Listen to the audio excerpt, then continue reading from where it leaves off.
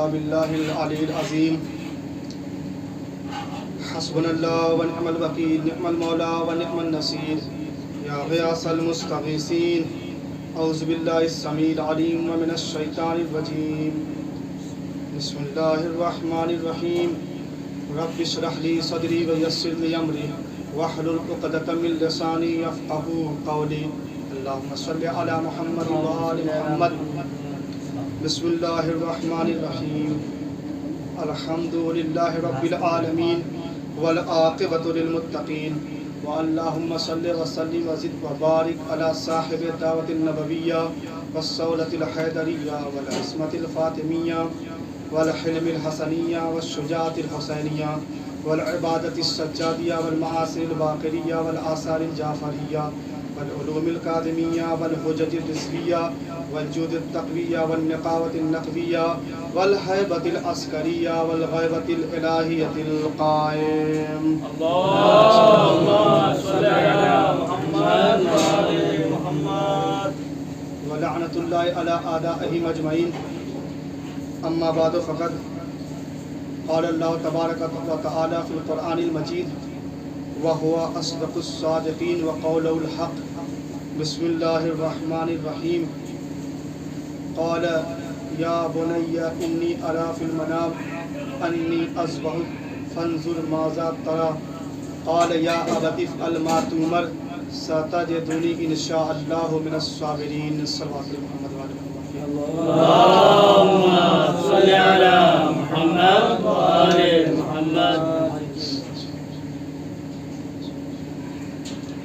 کرم ہے چہاردہ معصومین تمام حمد و تعریف اس خدا کی کہ جو زمین و آسمان کا خالق ہے تمام تعریف تمام حمد و ثنا اس خدا کی کہ جس نے ہم کو ایسے گھرانے میں پیدا کیا کہ جس گھرانے میں ہمیں محبت اہل بیت مل گئی تمام تعریف اس خدا کی کہ جب اس نے ہمارے خمیر کو گودھا تو اس خمیر کو ولایت کے پانی سے گودھا تمام تعریف اس خدا کی کہ جس نے ہمیں محبت اہل بیت کے ساتھ غم اہل بیت بھی عطا کیا اور جب غم اہل بیت عطا کر دیا تو سب دنیا والوں کو تمام مسلمانوں کو 2 عیدوں سے نوازا ہمیں کئی عیدوں سے نوازا کبھی عید غدیر کہہ کے پکارا گیا کبھی عید زہرا کہہ کے پکارا گیا اور تمام صلوات درود و صلوات ہے محمد وآل محمد علیہ السلام پہ اور خصوصی صدقہ ہے صدیقہ طاہرہ بطول عذرا جناب فاطمۃ الزہرا صلوات اللہ علیہا کا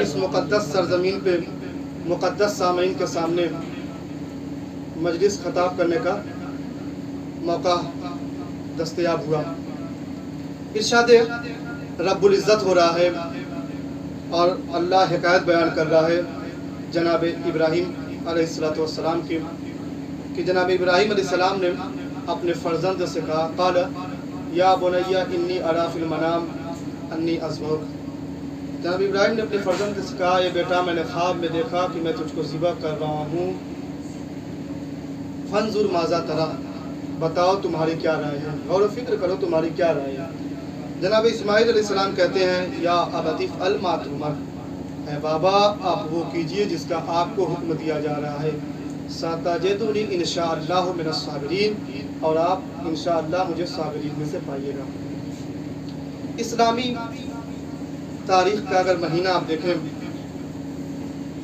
تو اسلامی تاریخ کا پہلا مہینہ بھی شہادت کا آخری مہینہ بھی شہادت کا وہاں آخری مہینے میں بھی ایک نبی کا فرزند تھا پہلے مہینہ محرم میں بھی ایک نبی کا فرزند ہے آخری مہینہ ذی الحجہ میں ایک خواب کی تعبیر منا کے میدان میں ہونے والی ہے اور وہاں سے خواب کی صرف تعبیر ہے اور پہلے مہینے میں اسلام کو بچانے کے لیے امام حسین نے اپنا پورا کنبہ قربان کر دیا آخری مہینے میں جناب اسماعیل میدان منا میں لیٹے ہیں اور ان کا فدیہ صرف ایک دنبا ہے اور آپ پہلے مہینے میں اگر آپ دیکھیں تو امام حسین یا اسلام کا فدیہ کبھی جناب علی اکبر ہیں، کبھی جناب قاسم ہیں، کبھی جناب عباس ہیں، خود امام حسین علیہ السلام ہے۔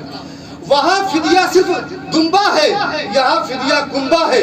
کمال ہے نا، دمبا کی یاد منانا سنت ہے اور کنبے کی یاد منانا بدعت ہے۔ سبحان اللہ۔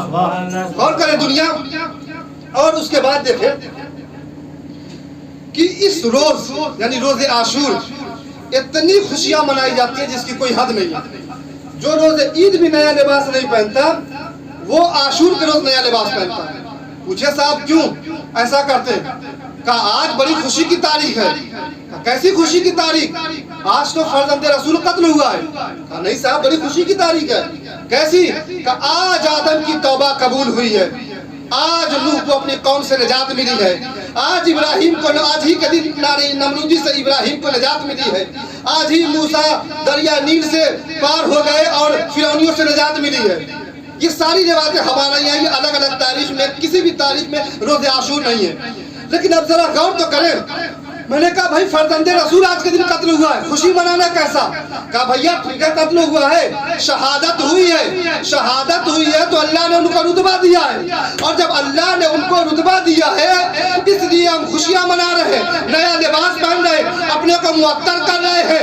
یہاں تک کہ ان کے یہاں روایت موجود ہے کہ آج کے دن اگر کوئی غلہ اپنے گھر میں خرید و فروخت کر لاتا ہے تو روایت کرتی کہ سال بھر ان کو پریشانی نہیں ہوگی۔ میں نے کہا بھائی خوشیاں کیوں منا رہے ہو؟ فرزند رسول قتل ہوا ہے۔ کہا کہ کیسی بات کرتے ہو؟ شہادت ملی، رتبہ ملا اس لیے ہم خوشیاں مناتے۔ میں نے کہا تم ہی جانتے ہو کہ شہادت ملنے پہ خوشیاں منانی چاہیے۔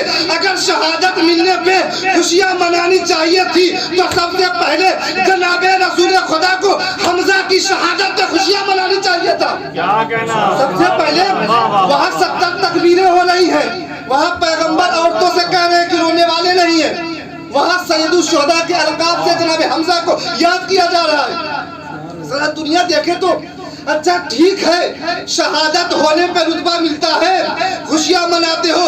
اب یہاں پہ رئیس الواحدین مولانا کلال حسین مرحوم صاحب کا جملہ بیان کر رہا ہوں، وہ کہتے ہیں ٹھیک ہے تم خوشیاں منانا چاہتے ہو خوشیاں مناؤ، لیکن اگر اس کا مطلب کہ اگر شہادت ملنے پہ تم خوشیاں منا رہے ہو تو میں کہتا ہوں خوشیاں مناؤ، لیکن اگر کوئی فرزند نبی شہادت سے بچ جائے تو تم اس دن غم منانا، شہادت سے بچ جائے تو غم منانا۔ ٹھیک ہے ہم دل پہ پتھر رکھ کے عاشور کے دن خوشی منانے کو تیار ہے، تم بھی عید الاضحیٰ کے دن کالا لباس پہن کر آؤ کہ آج فرزند رسول شہادت سے بچ گیا ہے۔ دنیا غور تو کرے، یعنی شہادت سے بچ گیا ہے تو خوشیاں مناؤ۔ اگر شہادت پانے میں شہادت ملنے سے خوشیاں منا رہے ہو تو اب اس کے بعد جناب ابراہیم علیہ السلام نے اپنے فرزند سے کہا بیٹا میں تمہیں خواب میں دیکھ رہا ہوں، بتاؤ تمہاری کیا رائے ہے؟ اور بیٹا ہے وہ کہتا ہے یا ابت افعل ما تؤمر، اے بابا آپ وہ کیجئے جس کا آپ کو حکم دیا جا رہا ہے۔ کمال ہے، جناب ابراہیم کہہ رہے ہیں کہ بیٹا میں نے خواب میں دیکھا میں تم کو ذبح کر رہا ہوں، بتاؤ تمہاری کیا رائے ہے؟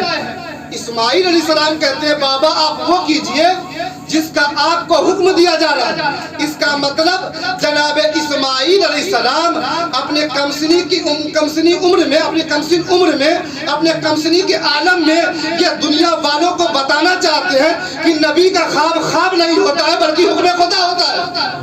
نبی کا خواب نہیں ہوتا ہے بلکہ حکم خدا ہوتا ہے۔ یہی سے دنیا اندازہ کر لے جب ابراہیم جیسے نبی کے خواب کا مقابلہ ہمارا خواب نہیں کر سکتا تو ہماری ذات ویسی کیسے ہو سکتی ہے؟ کہتے ہیں کہ نبی ہمارے جیسا ہوتا ہے۔ اور یہی سے دنیا اور اندازہ کرے جناب اسماعیل کی عمر کتنی ہے؟ کم سین ہے، اور کہتے ہیں بابا آپ وہ کیجئے جس کا آپ کو حکم دیا جا رہا ہے۔ کمال ہے آل ابراہیم کا اور آل محمد علیہ السلام کا کہ یہاں کے بچے باپ کیا کہہ رہا ہے؟ بیٹا میں نے خواب میں دیکھا میں تم کو ذبح کر رہا ہوں۔ بیٹا کہہ رہا ہے بابا آپ وہ کیجئے جس کا آپ کو حکم دیا جا رہا ہے۔ اس کا مطلب جناب اسماعیل صرف یہ نہیں کہہ رہے ہیں کہ بابا آپ کو جو حکم دیا جا رہا ہے اس کو انجام دیجئے، بلکہ جناب اسماعیل اس جملے کے ساتھ یہ بتانا چاہتے ہیں کہ دیکھو میرا بابا نبی ہے. نبی کا خواب خواب نہیں ہوتا ہے بلکہ حکم خدا ہوتا ہے. اس کے ساتھ جناب اسماعیل بتانا چاہتے ہیں کہ میں اس کمسنی کے عالم میں اپنے بابا پر ایمان لا رہا ہوں تاکہ دنیا سمجھ لے میرا بابا عام نہیں بندہ نہیں ہے بلکہ نبی خدا ہے. اور یہیں سے آل ابراہیم محمد وآل محمد اور غیروں کا پتہ چلتا ہے کہ جو آل نبی ہوتی ہے وہ بچپنے میں رسالت کی تصدیق کرتی ہے. وہ چاہے میدان منا میں جناب اسماعیل کا تصدیق کرنا ہو, چاہے ذو العشیرہ میں حضرت علی کا تصدیق کرنا ہو, حضرت علی کا تصدیق کرنا ہو. نعرہ حیدری, نعرہ خیبری, آواز بلند نعرہ صلوات, اللہم صلی علی محمد و آل محمد. یہیں سے دنیا فرق کرے, یہیں سے دنیا اندازہ لگائے کہ غیروں میں کتنا فرق ہے, اپنوں میں کتنا فرق ہے. کہ محمد و آل محمد وہ ہے جو بچپنے میں رسالت کی تصدیق کرتے ہیں اور غیر وہ ہے جو صلح حدیبیہ میں پورے ہونے کے بعد رسالت پہ شک کر رہے ہیں. اور پھر ایسا رسالت پہ شک ہوا جیسا کبھی نہ ہوا تھا. جناب ابراہیم علیہ السلام نے اپنے بیٹے سے کہا میں تمہیں ذبح کر رہا ہوں. جناب ابراہیم علیہ السلام لے کے میدان میں چلے. جب میدان مینا میں لے کر چلے, میں کہوں گا جناب ابراہیم آپ نبی, آپ کی پرورش کا کیا کہنا. اس کے ساتھ ہی نور علی نور کی آپ کا بیٹا بھی نبی, تو کہنے کی ضرورت ہی نہیں ہے کہ بیٹا میں چلو میں نے خواب میں دیکھا ہے کہ میں ذبح کر رہا ہوں, تمہاری کیا رائے ہے. جناب اسماعیل کا ہاتھ پکڑیے, میدان مینا میں لے کر آئیے اور اپنے بیٹے اسماعیل کو قربان کر دیجیے. کیا مشکل ہے, جب اپنے بیٹے اسماعیل کو قربان کر دیجیے, کیا مشکل ہے. جناب ابراہیم علیہ السلام فرمائیں گے کہ سنو, میں اپنے بیٹے کو اپنا خواب اس لیے بتا رہا ہوں تاکہ میرا بیٹا بھی میرے ثواب میں شریک ہو جائے. کا مطلب کا اصل بات یہ ہے کہ اگر میں اپنے بیٹے اسماعیل کو لے کے میدان مینا میں چلا جاؤں, یقیناً میرا بیٹا مطیع و فرما بردار ہے, میرا بیٹا میرے ساتھ چلا جائے گا میدان مینا میں. اور اگر میں اس کو لٹا دوں اور ذبح کرنے لگوں تو میرا بیٹا مجھ سے کچھ نہیں کرے گا, لیکن جو بھی ثواب مجھے ملے گا راہ خدا میں قربانی دینے کا وہ صرف مجھے ملے گا, میرے بیٹے کو نہیں ملے گا. میں چاہتا ہوں کہ اپنے بیٹے کو خبر دوں, اپنے خواب کو بتاؤں تاکہ جس طریقے سے میں آمادہ ہوں قربانی راہ خدا میں دینے کے لیے, ویسے ہی میرا بیٹا راہ خدا میں قربان ہونے کے لیے آمادہ ہو جائے, قربانی دینے کے لیے آمادہ ہو جائے. اچھا آمادہ کیا, جناب ابراہیم بتانا چاہتے کہ جو راہ خدا میں قربانی دینے کا ثواب ہے وہی قربان ہونے کا ثواب ہے. اور یہیں سے جناب ابراہیم ہم کو بتا رہے ہیں کہ اصل بات یہ ہے کہ قربانی جبر کا نام نہیں ہے, قربانی اختیار کا نام ہے. اگر جبرن میں اسماعیل کو ذبح کر دوں تو مجھ کو تو ثواب ملے گا, اسماعیل کو ثواب نہیں ملے گا. اس کا مطلب اس واقعے سے پتا چلا کہ قربانی اختیار کا نام ہے, جبر کا نام نہیں ہے. اگر یہ بات سمجھ میں آ جائے گی تو یہ بات بھی سمجھ میں آ جائے گی کہ شب عاشور امام حسین نے چراغ کو بجھایا کیوں تھا. شب عاشور امام حسین نے چراغ کو بجھایا کیوں تھا کہ قربانی اختیار کا نام ہے, جس کو جانا ہے وہ چلا جائے, کیونکہ قربانی اختیار کا نام ہے. اور اگر اب بھی بات سمجھ میں نہیں آتی کہ قربانی جبر کا نام ہے یا قربانی اختیار کا نام ہے, تو میں کہتا ہوں جس طریقے سے تمام شہداء موجود تھے اس طریقے سے جناب علی اصغر وہاں پہ موجود نہیں تھے. میں کہتا ہوں قربانی جبر کا نام نہیں ہے بلکہ اختیار کا نام ہے. کا دلیل میں نے کہا اگر حلم الناصر یا رسول اللہ کی صدا سے پہلے اگر علی اصغر کو امام حسین میدان میں لے کر چلے آئے تو قربانی جبر کا نام ہے, لیکن اگر حلم الناصر یا رسول اللہ کے بعد اگر علی اصغر اپنے کو گہوارے سے گرا دے تو قربانی اختیار کا نام ہے, قربانی اختیار کا نام ہے. اور بڑے محمد والے محمد پہ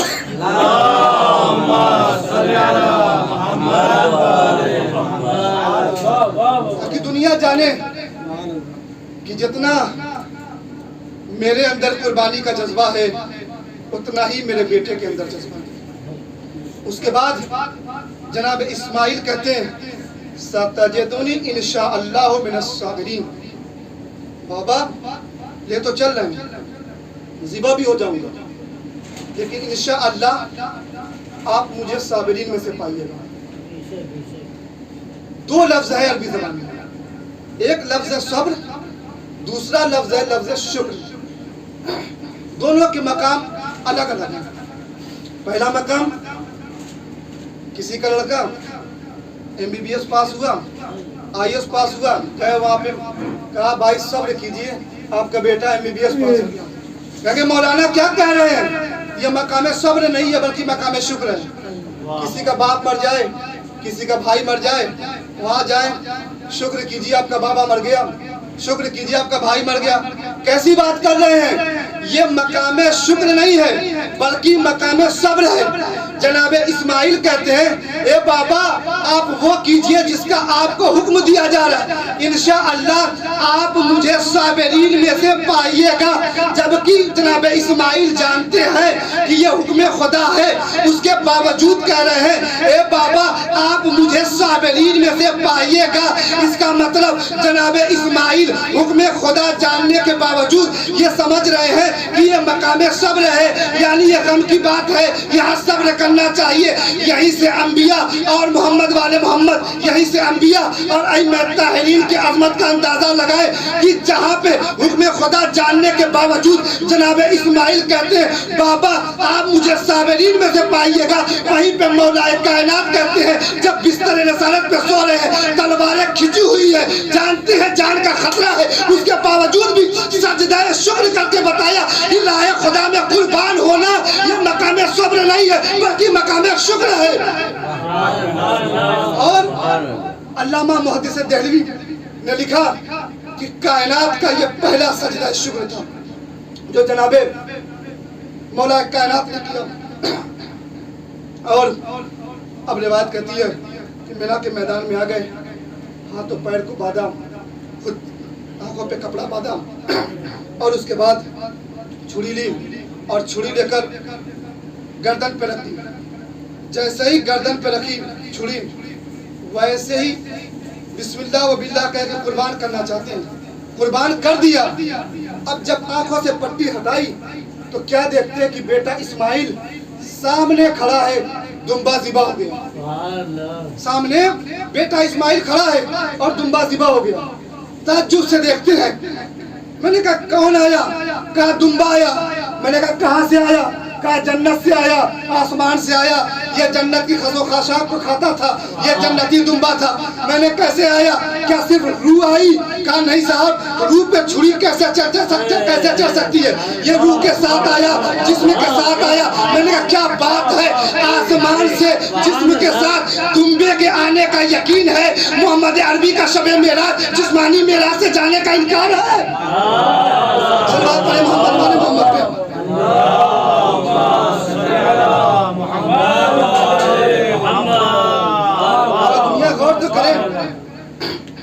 قربانی دینا ہر مذہب میں بہت اہم رہا ہے، اور کائنات کی جتنی بھی شے ہے وہ راہ خدا میں قربانی دے رہی ہے.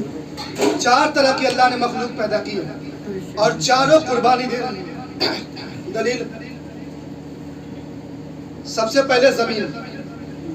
اللہ نے زمین کو خلق کیا، جمادات، نباتات، حیوانات، حضرت انسان. جمادات یعنی یہ زمین، یہ بھی قربانی دے رہی ہے اپنے مافوق کے لیے. ہر شے اپنے مافوق کے لیے قربانی دیتی ہے. اس کے بعد دیکھیں آپ جانور، یہ نباتات یہ قربانی دے رہے ہیں اپنے مافوق کے لیے. جانور یہ قربانی دے رہے ہیں اپنے مافوق کے لیے. پھر انسان یہ بھی دے رہا ہے قربانی اپنے مافوق کے لیے. کہا زمین کیسے قربانی دیتی ہے؟ کہا زمین کی قربانی یہ ہے کہ اپنا سینہ چاک کرتی ہے اور اس میں نباتات کو جگہ دیتی ہے. پھر یہی زمین اپنی قوت و طاقت کے ذریعے نباتات میں اس طریقے سے اثر کر جاتی ہے کہ یہی نباتات بڑے ہونے لگتے ہیں. تو یہ زمین کی قربانی نباتات کے لیے. اور اس کے بعد جب یہی نباتات بڑے ہو جاتے ہیں تو اس میں زمین کا بھی اثر ہے، خود اپنا بھی نباتات کا اثر ہے. اب جب یہ بڑے ہوتے ہیں تو اس کو جانور کھاتے ہیں. جب جانور کھاتے ہیں تو ان کے جسم کا اجزا تیار ہوتا ہے. اب جب جانور تیار ہو گیا، بڑا ہو گیا، تو صرف جانور کے جسم کا حصہ اس کے اندر نہیں ہے بلکہ زمین کا بھی اثر ہے، نباتات کا بھی اثر ہے، خود حیوان کا بھی اپنا اثر ہے. پھر جب یہ حیوان بڑا ہوتا ہے تو انسان اسے قربان کرتا ہے، چاہے اپنے ذات کے لیے چاہے راہ خدا. جب اسے قربان کرتا ہے پھر انسان اس کو تناول فرماتا ہے، تو پھر صرف اس کے اندر، انسان کے اندر وہ اثرات نہیں ہے، صرف اپنا اثر نہیں ہے، بلکہ اب تینوں زمین کا بھی اثر ہے، نباتات کا بھی اثر ہے، جمادات کا بھی اثر ہے، خود اپنا بھی اثر ہے۔ اب جب یہ انسان عبادت کے لیے جاتا ہے مصلی عبادت پہ، تو جیسے ہی کہتا ہے اللہ اکبر، اب یہ عبادت کرتا ہے تو خود یہ عبادت نہیں کرتا ہے، بلکہ اس کے ساتھ اکیلا عبادت نہیں کرتا ہے، بلکہ اس کے ساتھ زمین بھی عبادت کرتی ہے، نباتات بھی عبادت کرتے ہیں، جانور بھی عبادت کرتے ہیں، خود انسان بھی عبادت کرتا ہے۔ اگر یہ بات سمجھ میں آ جائے گی تو یہ آیت سمجھ میں آ جائے گی کہ یسبح للہ ما فی السماوات و ما فی الارض، جو کچھ زمین و آسمان کے درمیان ہے وہ اللہ کی تسبیح کر رہے۔ وہ کیسے تسبیح کر رہے؟ انسان تسبیح کرتا ہے رہتا ہے، وہ زمین کی بھی تسبیح ہوتی ہے، وہ نباتات کی بھی تسبیح ہوتی ہے، وہ جانوروں کی بھی تسبیح ہوتی ہے، وہ انسان کی بھی تسبیح ہوتی ہے، اور انسان کی بھی۔ اور اس کے باوجود جس نسل میں اللہ نے قربانی کا جذبہ دیا ہے اس میں ہمیشہ فراوانی ملے گی۔ کا دلیل آپ دیکھیے کیسے کیسے جانور اس دنیا میں تھے جو ختم ہو گئے، کیسے کیسے اقسام تھے۔ دلیل مثلا ڈائناسور کے لیے ہے کہ آج سے ہزاروں سال پہلے موجود تھے، آج کہاں دکھ رہے ہیں۔ شیر جو خود لوگوں کا شکار کرتا ہے، جانوروں کا شکار کرتا ہے، اس کی کوئی قربانی نہیں دیتا، اس کا کوئی گوشت نہیں کھاتا، لیکن آج دنیا میں کتنے بچے؟ ذرا بتائے تو دنیا میں کتنے بچے؟ کا چند ہندوستان میں 200 کے قریب تقریباً بچے۔ کا کیا ہوا؟ نہ یہ قربان ہوتے ہیں، نہ یہ قربان، یہ باقی دوسروں کو قتل بھی کرتے ہیں، دوسروں کو چیر پھاڑ کے کھا بھی جاتے ہیں، دوسروں کا شکار بھی کرتے ہیں، پھر یہ کیسے ختم ہو رہے ہیں؟ آج سرکار نے یہ حکم جاری کر دیا کہ اگر کوئی شیر کو قتل کر دے، کوئی شیر کا شکار کر دے تو اس کو اتنے مدت تک مثلا 10 سال کی 20 سال کی سزا۔ آخر کیوں؟ کہا اس کی وجہ یہ ہے۔ اچھا اس کے سائڈ میں دیکھیے بھیڑ، بکری، گائے، یہ سب چیزیں بڑھتی چلی جا رہی ہیں۔ آپ دیکھیں دنیا میں ایک سال بھر میں کروڑوں کی تعداد میں ان کو انسان ذبح کرتا ہے اور ذبح کر کے ان کو کھا جاتا ہے۔ پھر روز بقرعید، عید اضحیٰ کے دن، اس دن کیا ہوتا ہے؟ ہزاروں قربانیاں ہوتی ہیں، اس کے باوجود بھی اس دنیا میں سے ختم نہیں ہو رہی۔ کوئی قانون سنا آپ نے کہ بکریوں کو نہیں ذبح کر سکتے، گائے کو ذبح ایک ملک کے لیے ہے خاص ہے، ورنہ گائے کو ذبح کر نہیں کر سکتے، آپ بھیڑ بکریوں کو ذبح نہیں کر سکتے۔ کہیں ایسا حکم نہیں ہے۔ کہا کیوں؟ کہا اصل بات اللہ نے نیچر میں، اللہ نے فطرت میں یہ رکھا ہے کہ جو نسل قربانی دیتی ہے اللہ اس کی نسل میں فراوانی رکھتا ہے، اس لیے پوری دنیا میں بھیڑ بکریاں پا جائیں گے، گائے پا جائیں گے، اور اتنی زیادہ فراوانی ہے کہ اس کا ہم شمار نہیں کر سکتے۔ میں نے کہا اگر یہ بات سمجھ میں آ جائے گی تو یہ بھی سمجھ میں آ جائے گا کہ نسل سادات پوری دنیا میں سب سے زیادہ کیوں ہے؟ اس لیے کہ سب سے زیادہ قربانی اگر کسی نسل نے دی ہے تو نسل سادات نے دی ہے، نسل سادات نے دی ہے، اسی لیے پوری دنیا میں سب سے زیادہ پھیلے۔ کسی کی نسل کا پتہ نہیں۔ بنی امیہ اور بنی عباس جو نسلوں کو قتل کر رہے تھے، چن چن کے شہید سادات کو قتل کر رہے تھے، آج کہاں ان کی نسلیں گئیں؟ تو جناب ابراہیم کو اللہ نے بہت سے رتبے دیے، انہی رتبوں میں ایک رتبہ خلیل ہے۔ اردو زبان میں احساس نہیں ہوتا ترجمہ کرنے میں کہ اردو زبان بڑی کوتاہ زبان ہے، معنی سمجھ میں نہیں آتے۔ 2 لفظ ہے عربی میں۔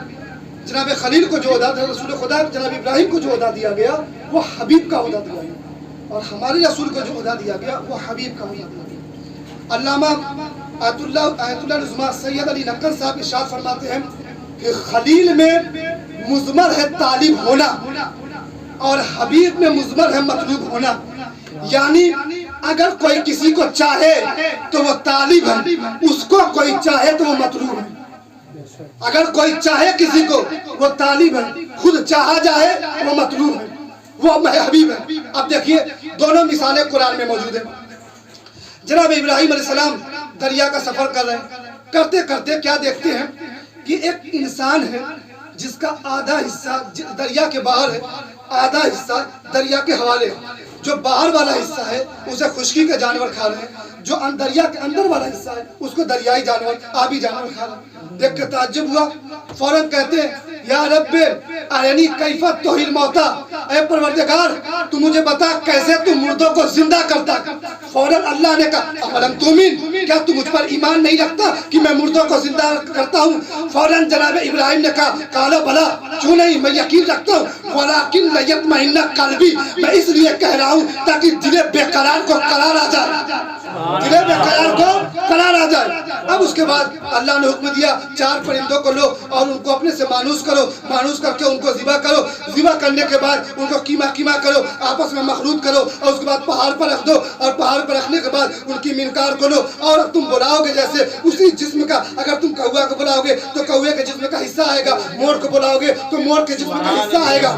ایسے ہی جناب ابراہیم علیہ السلام نے کیا، ریزہ ریزہ کیا، کیما کیما کیا، اور کیما کیما کرنے کے بعد پہاڑ پہ رکھ دیا۔ جب پہاڑ پہ رکھ دیا اور اس کے بعد مثلا کوے کی منقار کو لیتے ہیں اور کہتے ہیں یا غرابو، مخصوص کوے کو بلاتے ہیں، کہتے ہیں یا غرابو، جیسے ہی کہا یا غرابو ویسے کوے کے جسم کا حصہ اٹھا اور آ کر اس منقار سے جڑا اور وہ کوہ زندہ ہو گیا۔ میں نے کہا اے ابراہیم یہ کیا کر رہے ہو؟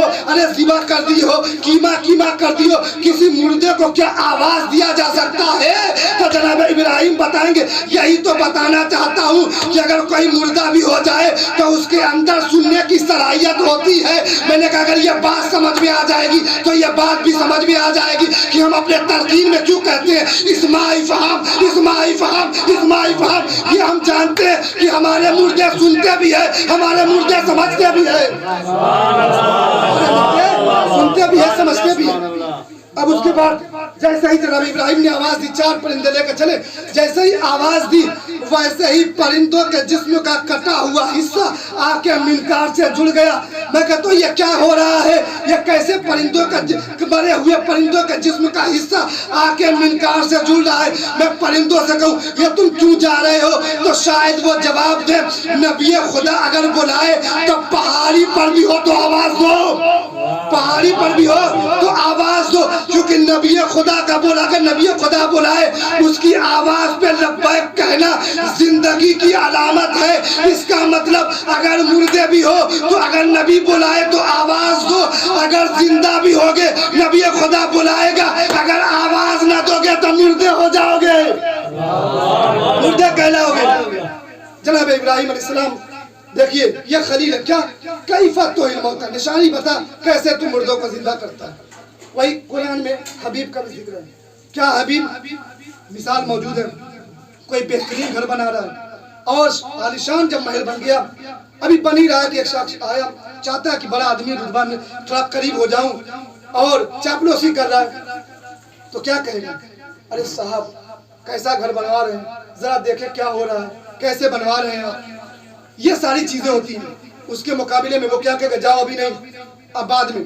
لیکن وہی آدمی جو گھر بنوا رہا ہے وہ بھی کسی کو چاہتا ہے تو بار بار بلاتا ہے، ارے یار آ جاؤ دیکھو میں کیسا گھر بنوا رہا ہوں، میرا گھر کیسا ہے، ٹھیک ہے، اچھا نہیں آ سکتے، ٹائم نہیں ہے، میں سواری بھیج رہا ہوں، سواری کے ذریعے آ جاؤ۔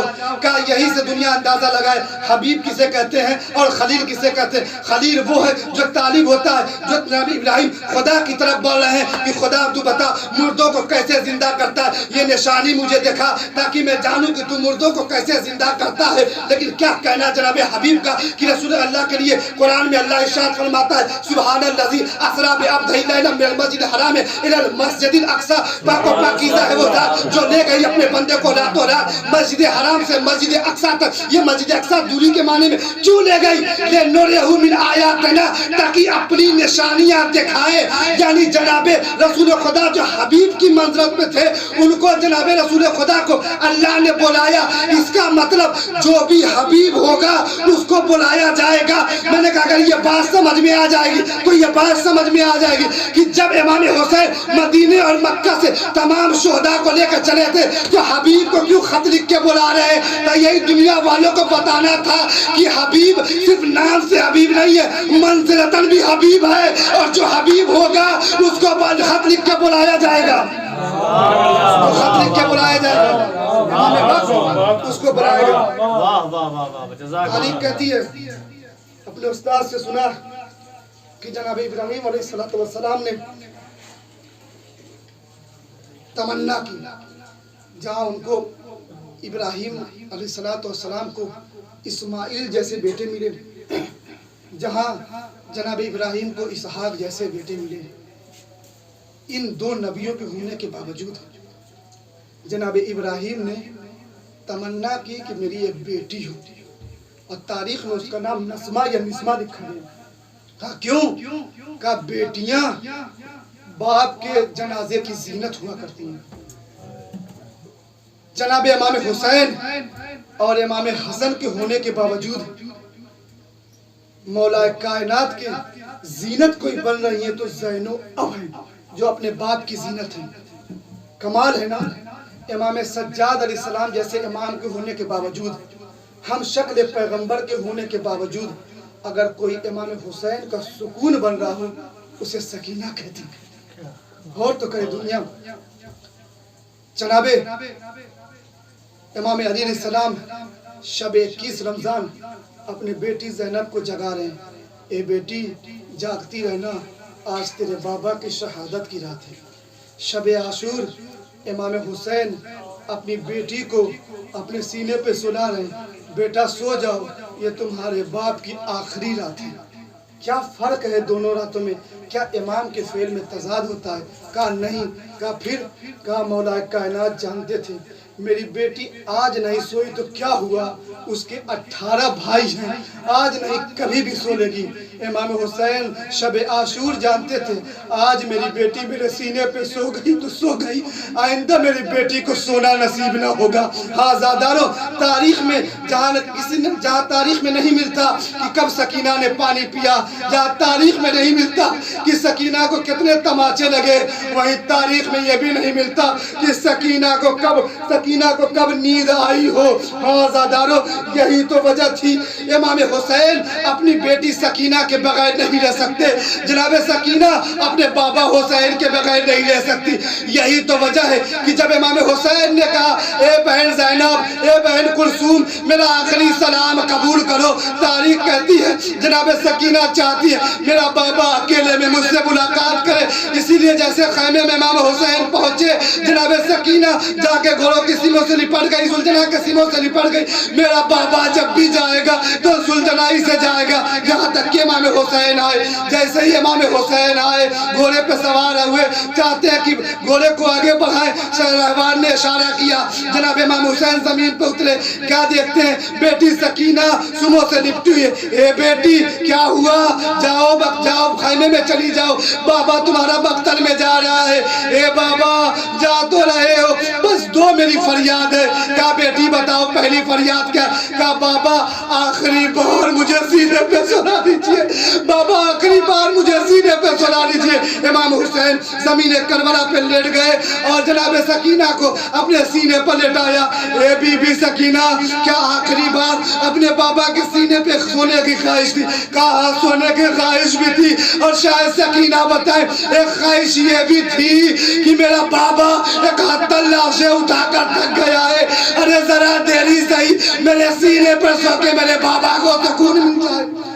اب اس کے بعد جناب سکینہ کہتی ہیں جیسے اٹھی سینے سے، کہا بابا میری آخری خواہش ہے۔ کہا بیٹا کیا خواہش ہے؟ کہا بابا ایسے سینے، ایسے میرے سر پہ ہاتھ پھیریے جیسے کسی یتیم کے سر پہ ہاتھ پھیلا جاتا ہے۔ جناب امام حسین نے ہاتھ پھیلا۔